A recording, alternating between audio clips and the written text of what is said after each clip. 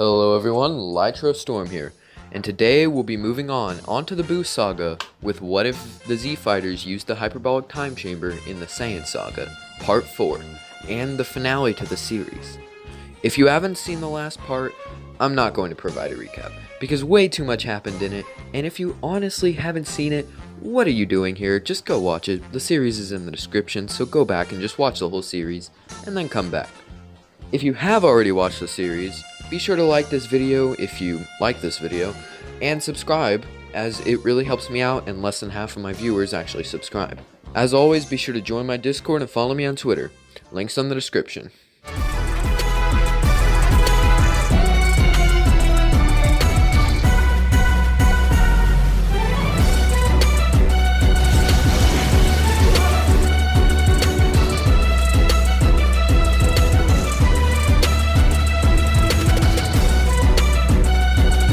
Alright, so let's move straight into the Buu Saga. By this point, everyone has continued their training. Even Gohan does so in his off time, allowing for both he and Goten to be much stronger than in canon. This also allows for Goten to learn Super Saiyan 2 after training with Gohan for the tournament. His base and Super Saiyan upgrades make him far stronger than Trunks at this point. Basically everything is the same, other than now Yamcha, Tenshinhan, and Chaozu are all entering the tournament. Everyone still ends up leaving due to Babidi and stuff like that though. They all go after him, and the three Saiyans kill all of their opponents, including Dabura. Babidi then takes over Vegeta, but Goku by this point is so much stronger that he can beat Vegeta in a one-on-one match. He holds back so that he can reason with Vegeta, but he just ends up getting knocked out after Vegeta tricked him. By this point, Buu has been resurrected, and he and Gohan face off. He powers up into Super Saiyan 2, and the battle is exactly equal, so he's able to fight him until Vegeta arrives. Vegeta continues the fight while Gohan is healed by the Supreme Kai due to being worn down since Buu's stamina is far greater.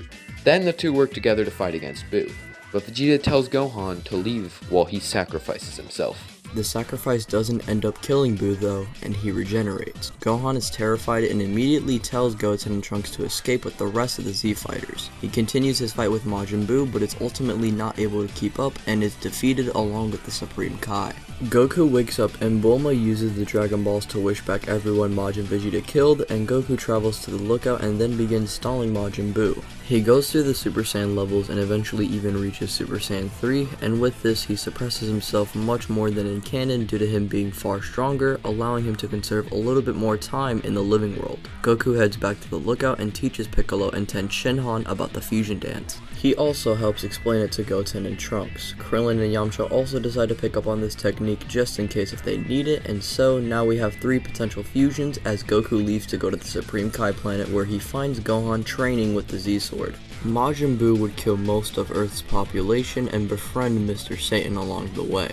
And B would still die, which leads into Buu spitting up Evil Buu, and Evil Buu then bodying Majin Buu, forming Super Buu. At that point, Super Buu would then arrive onto the lookout, and he would seek out the fighter Goku promised. Goten and Trunks were not quite ready yet, as they were still in the time chamber training with Yamcha and Krillin. When Super Buu gets impatient, Piccolo offers to spar with him while he waits, and Buu agrees, and the Namekian calls Tenshinhan over. The two then perform the fusion dance and become Tenshilo. Piccolo would have to suppress his power by quite a bit, but the multiplier and Tenshinhan's Kaioken would more than make up for that. The two then begin their fight with a much more casual start, but Buu quickly picks up the pace and begins hitting harder to where Tenshilo is actually starting to feel the blows and quickly amps himself to a Kaioken times 20. He overpowers Buu for a little bit, but Buu claps back with a few attacks that makes the fusion take even further damage. Tenshilo then decides that they need to amp it up further and use a Kaioken times 80. This is the height of his ability, and so the fusion kicks Buu into the air and fires a tri-beam that blows him away. He would then feel the stress of the Kaioken affect his entire body, and he would then fall to the ground as Super Buu returns back to the lookout. Tenshilo then defuses, and Super Buu tells the two that it was a fun fight, but now he's ready for the real battle. With this, Piccolo leads him into the time chamber as the boys finish up, and Buu enters, and Piccolo tells Krillin and Yamcha to get out. He then seals it away as they escape. Goten and Trunks perform the fusion dance and take an L in their base form, but quickly power up into Super Saiyan. Super Buu laughs while he fights, saying that these kids are unironically better than the full-grown adults. However, Gotenks tells him that that's not all he has, and he powers up into a Super Saiyan 3. He unleashes furious attacks on him, easily dominating him due to Goten and Trunks being stronger in this timeline, and Piccolo instructs Gotenks to finish it, but he gets too cocky, leading into Super Buu escaping through a rift in the time chamber, with Piccolo and Gotenks then going after him. Gotenks finds him and they continue the fight, only this time his Super Saiyan 3 doesn't run out, as he's been doing far better at beating Buu than in canon. He's able to blast Buu and deal massive damage, however after that is when he runs out of energy. That last attack was only regenerated by Buu though, so nothing lasting. Buu prepares to kill them all, but Ultimate Gohan arrives, far stronger than in canon, and Gohan just slaps around Buu, proceeds to call him a retard, and proceeds to obliterate him, and he would still be cocky like in canon, however that is when Ten Shinhan, Krillin, and Yamcha arrive and help Piccolo tell him to finish it now. This leads into him doing so, and Super Buu is ultimately destroyed with a Kamehameha wave. With that, everyone on Earth is resurrected minus Goku, as he wants to stay in the other world since he was right about the next generation having it under control. Yes, this isn't Lytro you're hearing, it is Tylearn, the fat smelly retard who doesn't continue what ifs. But no, actually my name is Tylearn, and if you guys are unfamiliar with me, be sure to go check me out, and yeah, with that being said, thank you, Lytro, for having me on the channel, man. You know, big honor. Thank you, homie. I appreciate it. And, you know, me and Lytro have been homies for a long time, and I'm glad I can finally pull up on the channel, bro. But yeah, with that being said, ladies and gentlemen, hope you guys enjoyed the video. Take care and stay safe.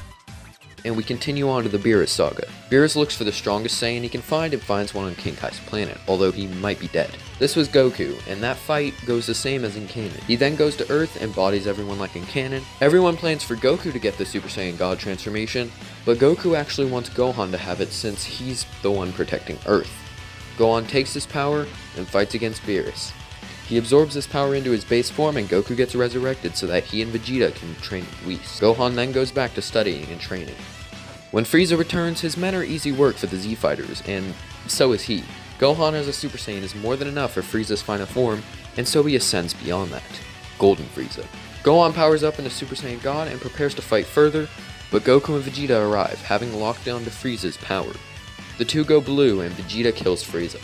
Moving on to the Universe 6 saga. Gohan is willing to take the day off of the conference and goes with the gang instead of Buu since, well, he's dead. Goku beats Botamo and loses to Frost.